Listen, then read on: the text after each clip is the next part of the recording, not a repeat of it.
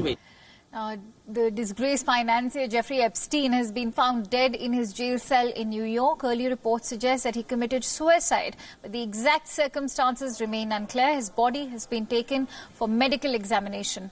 Now, remember, Epstein was arrested in July. He was in jail and was facing federal sex trafficking charges.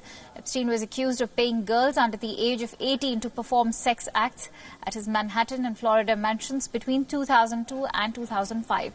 He had pleaded not guilty to all the charges of sex trafficking.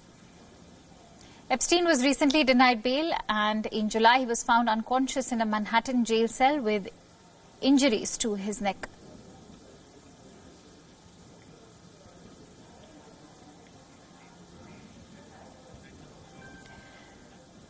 And the latest coming in from Russia, thousands of opposition supporters have rallied in Moscow for another weekend of protests. This is the fourth consecutive weekend of protests in the Russian capital. Protesters are demanding that opposition candidates be allowed to run in Moscow's local elections in September.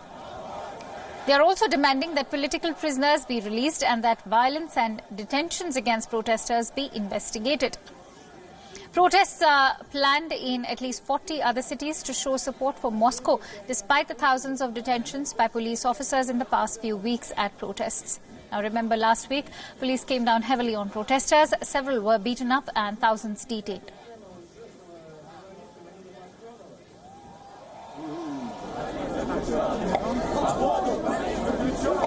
But here's what's catching everyone's attention. While protests continue to rile up Russia, President Vladimir Putin decked up in his black leather jacket and raced with his biker friends. Putin was seen riding with Russian biker group the Night Wolves. The rally was organized to mark the group's 10th anniversary. Interestingly, the Russian coat of arms was etched on Putin's motorcycle.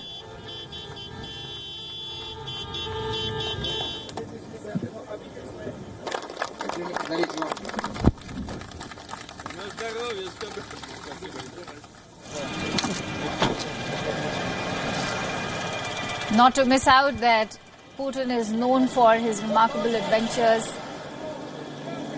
from performing karate or judo or fighting a bear. The Russian president has left his own mark when it comes to being one of those dandy presidents who indulge in several outdoor activities. Ironically, just miles away, tens of thousands of Russians rallied at a crackdown to demand free and fair elections in Moscow. It is interesting that President Putin and the Kremlin have so far avoided commenting on the mounting unrest. Мне очень приятно, что такие мужественные, крутые ребята подают пример молодым людям в нашей стране и показывают им, как нужно относиться к России. Поздравляю вас с десятилетием и желаю вам всего самого доброго. Благодарю вас. Let's look east, and rescue and relief operations have begun in East China as Typhoon Lakima weakens. More than 1 million people have been evacuated from their homes and taken to safer places. Over 40,000 militiamen have been deployed in the Zhejiang province to conduct emergency work. The relief officers have battled to save the stranded and search for survivors in the rubble of damaged buildings.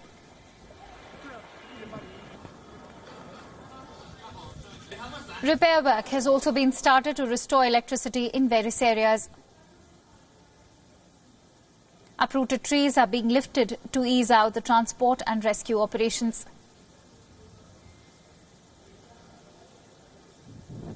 Railway operations in some places have resumed, while flight operations in the region still remain cancelled.